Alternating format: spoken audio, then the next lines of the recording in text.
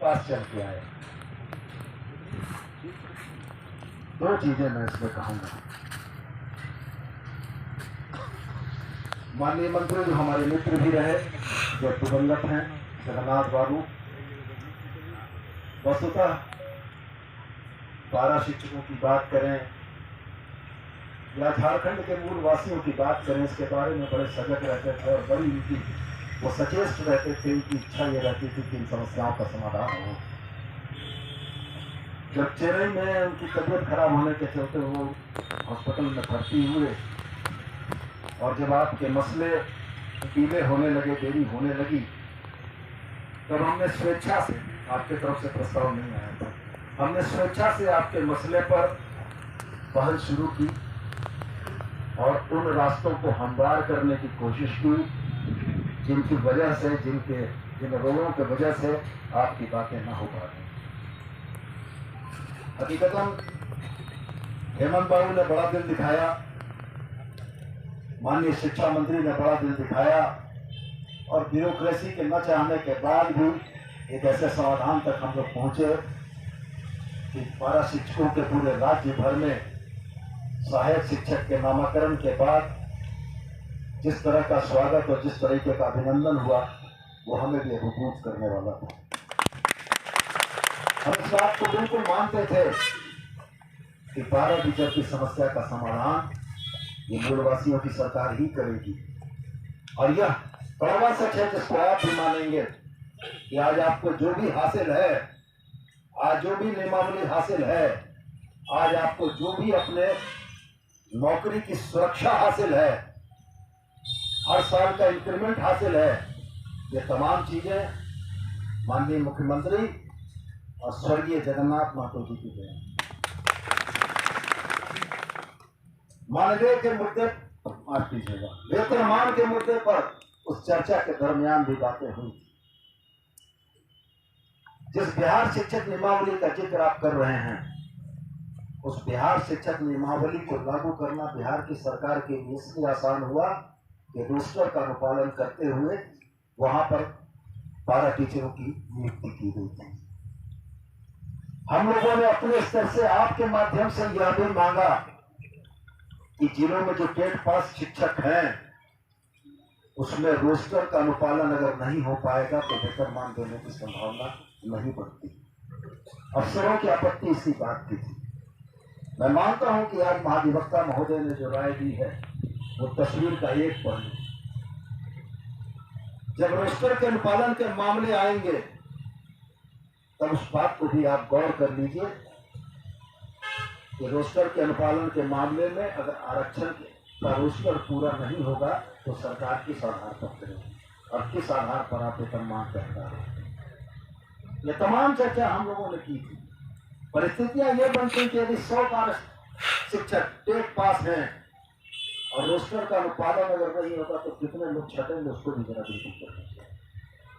ये तस्वीर का स्याह पहलू जो हमको दिखा रहे हैं, सीमांत भाई ने तस्वीर का सफेद पहलू आपको दिखाया है। इन दोनों चीजों को समझने की जरूरत है। ये बातें मैं इसलिए बोल रहा हूं कि उस वार्ता के दौरान हम लोग मौजूद थे और ब्यूरोक्रेसी की जो सबसे बड़ी आपत्ति थी वो इसी बात की आपत्ति थी कि वेतनमान देने की स्थिति में यदि आरक्षण रोस्टर का अनुपालन नहीं हुआ और कोई भी शख्स कोर्ट जाएगा, ये सारी कवायद जहां की तहां रुक जाएगी।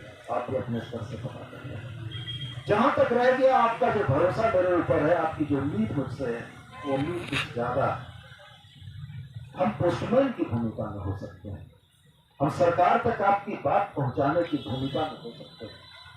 हमारी ताकत इसे नीतिगत फैसले पर निर्णय लेने की नहीं। हम आपकी बहुतेरी जायज मांगों के समर्थन में रहे। जगन्नाथ बाबू का देहांत होने से पहले आपकी 8 घंटे वाली चीज को शिथिल करा के हम लोग एक पाली कराने की सैद्धांतिक सहमति बना चुके।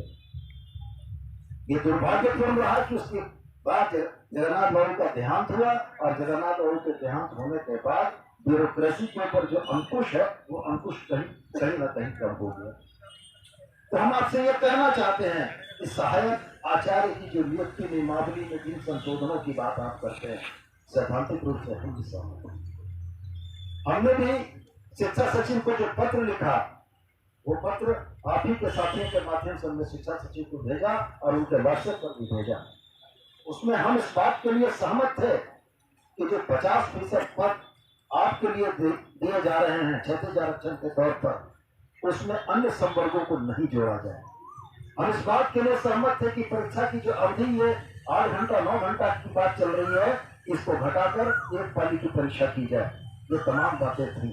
और साथ में हम इस बात के लिए सहमत थे कि आपके प्रतिनिधियों की उपस्थिति में शिक्षा विभाग के वरिष्ठ पदाधिकारियों के बीच में एक बार बैठक हो और बैठक के उपरांत वेतनमान पे सरकार के ब्यूरोक्रेसी, सरकार के अधिकारियों का क्या मंतव्य है कि आपके समक्ष भी आवे।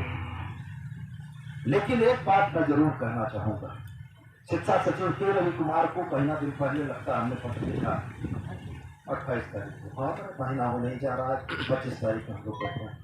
इस बीच में वो लोग चल कर आए मेरे पास, लेकिन मेरी व्यक्तिगत व्यस्तता के चलते मैं 10 तारीख से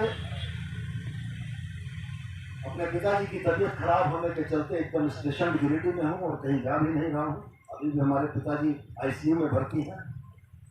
तो हमने स्पष्ट मनोज को कहा कि मनोज, जब तक हम घर नहीं देखेंगे तब तक बाहर देखने का मेरा कोई गुंजाइश नहीं। जिस पिता ने पैदा किया, पढ़ा लिखा कर मुझको यहाँ तक पहुँचाया, अगर आज वो बेड पर पड़ा हुआ है तो उसको देखना मेरा सबसे पहला कर्तव्य, उसके कार्य है।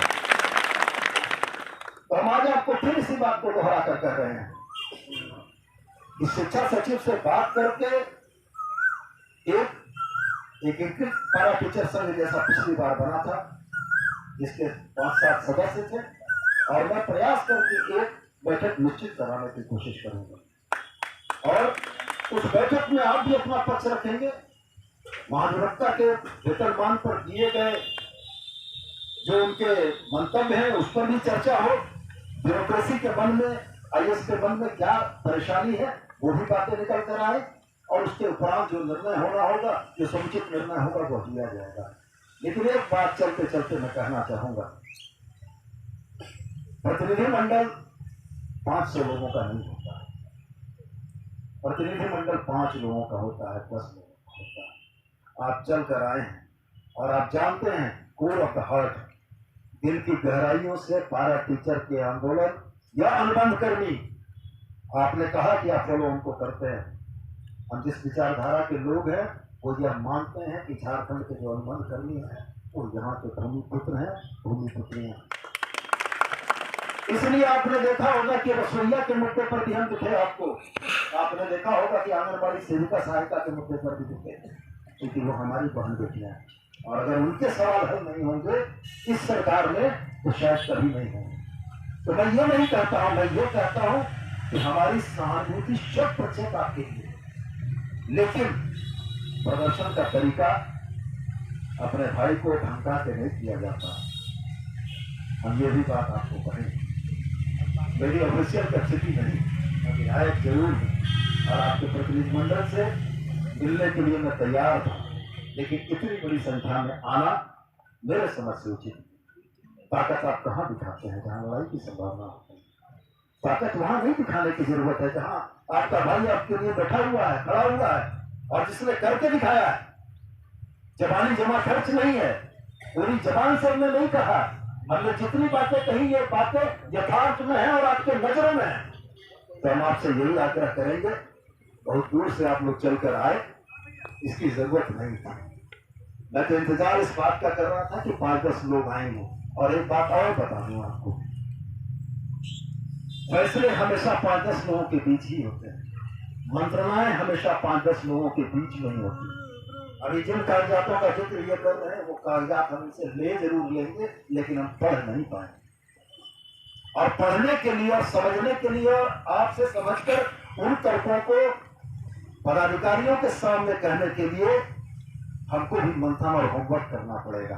और इस होमवर्क के लिए फिर हमको आपके 2-4-5 लोगों को बुलाना होगा, फिर हम उनके साथ 1 घंटे बैठेंगे, आपके तर्कों को समझेंगे, आपकी बातों को समझेंगे, और पूरी तैयारी करके जब हम बैठेंगे मीटिंग में तब आईएएस को जवाब देने की ताकत मेरी होगी।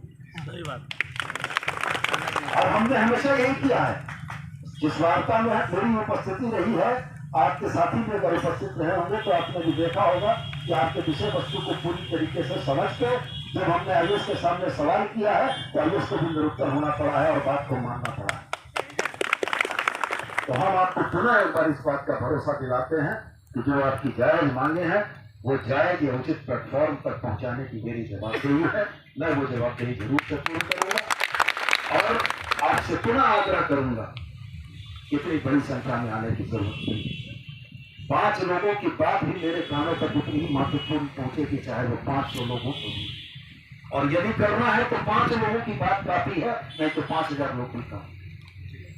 ये बात मैं आपसे कहना चाहूंगा। और जब प्रदेश स्तर का आपका प्रतिनिधि मंडल है, प्रदेश स्तर के नेता हैं, चीजों को समझते हैं, वो बेहतर तरीके से हमें समझाएंगे। और चलते चलते एक छोटी बात और बोलेंगे, भाई समझ के बोल रहे हैं, बुरा मत मानिए। आज इस आंदोलन में कुछ पुराने चेहरे नहीं दिख रहे। संघे शक्ति कलौयुधे, संघ में शक्ति होती। और अगर वो पुराने चेहरे नहीं दिख रहे हैं तो आप अपनी लड़ाई पर गंभीर मंथन कीजिएगा इस बात को कि जिस बंध मुट्ठी ने आपकी लड़ाई लड़के आपको ये सम्मानजनक मानदेय दिलवाया, जिस बंद मुट्ठी ने ये लड़ाई लड़के आपको सम्मान से जीने का अधिकार दिलवाया, आज आपको वेतन